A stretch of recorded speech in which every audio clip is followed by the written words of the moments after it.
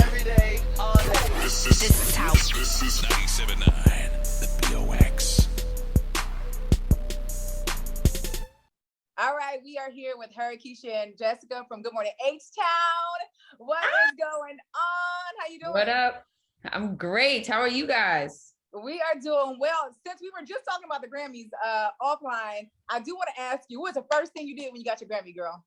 The first thing I did, honestly, I came back to New York. I got a tattoo and I got a chopped cheese. Like I don't know what that was. I just wanted to eat, and it was like me. It was like a celebration for me. But like that night, I think I was just like going crazy, just jumping around, crying with my family. Like it was nuts. Was there a timeline since you've been creating music? Because I know you've been doing this for a very long time, where you said, okay, by this age or by this time, I need to have a Grammy. Man, I didn't necessarily put a timeline on it. Like I've been pretty good about like, okay, it'll happen when it's supposed to happen. But I definitely, when I was young, I was like, man, like, when am I going to put out music? You know, like after I graduated high school, I was like, am I going to do this 100% or am I going to go to college? So there was like a point where I was trying to figure out, you know, the timing of my life and what I really wanted to put all my energy into. And I took a chance on myself, and I think I made the right decision. I think I made You made the right choice, girl.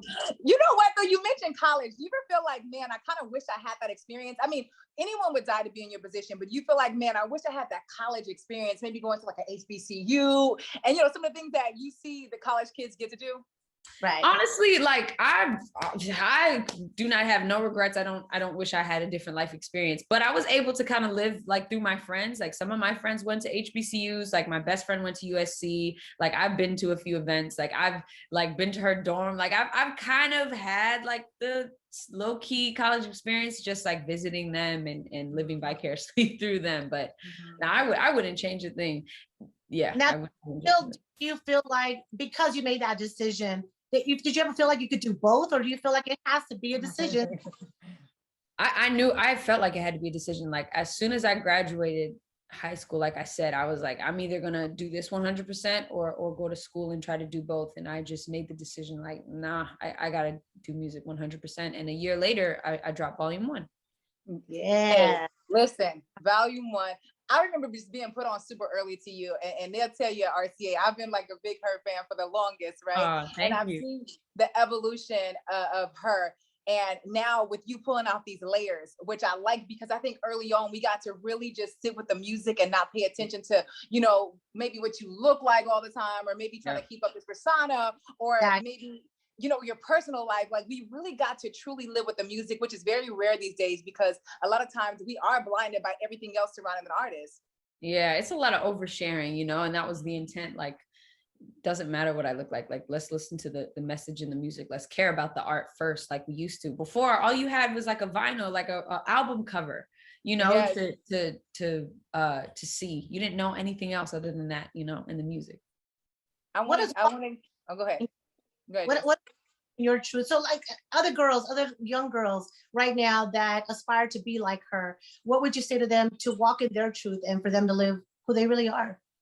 Man, I mean, you know, there's all of this pressure, especially for young women, to be a certain way, to look a certain way, to talk a certain way, dress a certain way. Like, I think we need to remember and remind all these young girls who are, you know, trying to be in this position, like that there is no mold. Like you do not have to give in or compromise yourself, and like who you are is enough. And, you know, I think sometimes we forget, like we are, I don't know, we are all so different, and our differences make us so beautiful as women. And we have to embrace those things instead of trying to be like somebody else. Like nobody ever got anywhere, you know, trying to be like somebody else. So I think you're happier at the end of the day when you stay true to you and do what feels right for you. Man. I want to get into the album, girl, because you don't even know. Album get me through some things right now. Okay. Oh, thank you. Thank you. The album, you would have sworn you've been heartbroken. You would have sworn. I mean, you go through so many different phases in this album, but I really like that you are really open this time, and now you're not really. I mean, you're ready to flex. Like you like, I could talk about this. I could talk about that. I don't care what this is. I'm gonna go in this lane. I'm gonna go in that lane. Was it a hard decision for you to say, hey, y'all gonna see a different side of her this time? Honestly, I felt like that was the difference between making this project and making my other projects, like Volume 1, Volume 2. Like I used to know her; those were kind of like, those were sides of me in itself. Like it was like, okay, this is this version of me, this is this side, this is this moment, and this was like all of those moments put together. So I knew I wanted to make something that first of all represented R&B, and kind of, to me, all the different modes and different moods of R&B. And I really think because of the performances I've been doing and everything, like people have accepted you know, the other things that make me me, you know, whether it's playing electric guitar and rocking out, or it's like doing a ballad on the keys, or, you know, kind of taking it back to like a revolutionary vibe, or, you know, going back to Volume 1 vibes, you know. So I really wanted to make an album that had all of those different moods and all of those different feelings.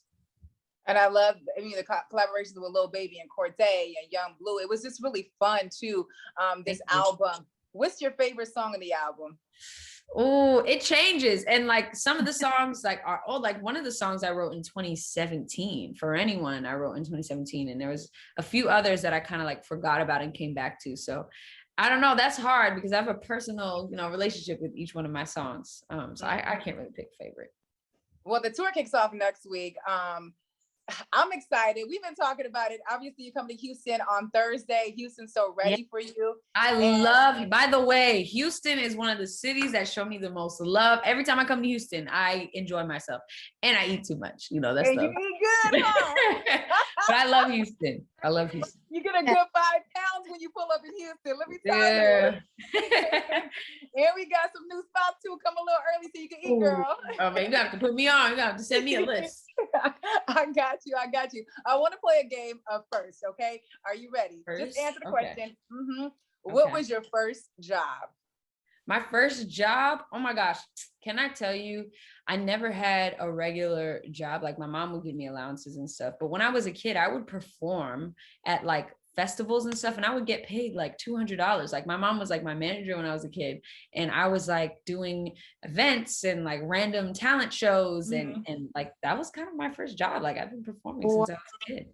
What was that song that you sang though when you would go perform with these? You know, everybody has that one song that they always just sing before the world knows who you really are. What? Oh, like a cover song? Yeah, what song?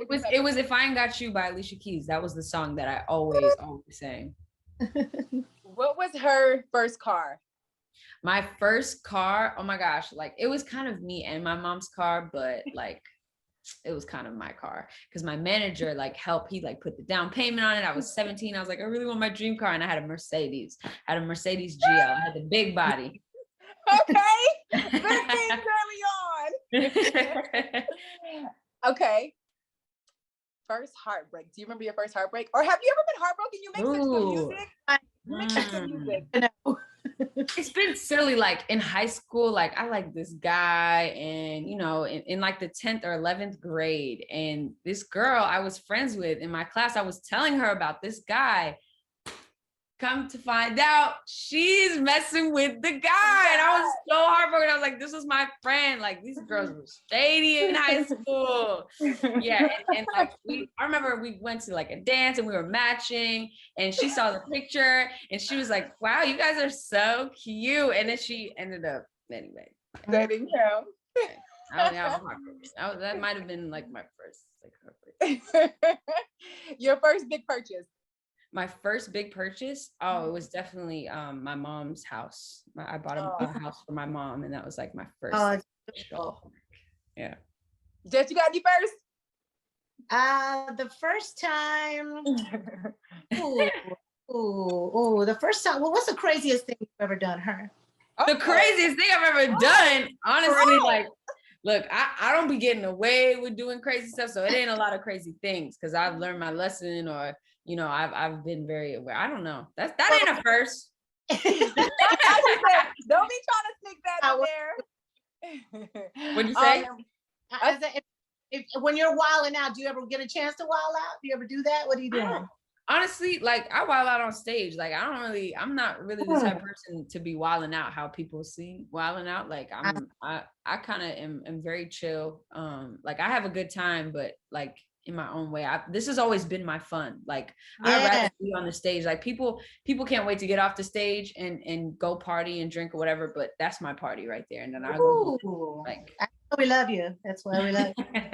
Appreciate it. I do want to ask you though, you know, I know you work very, very hard and sometimes you're just going, what is peace for you? What does peace look like for you? Were you at a point where you're like, I'm fine right now, I'm peaceful? What does that look like for her?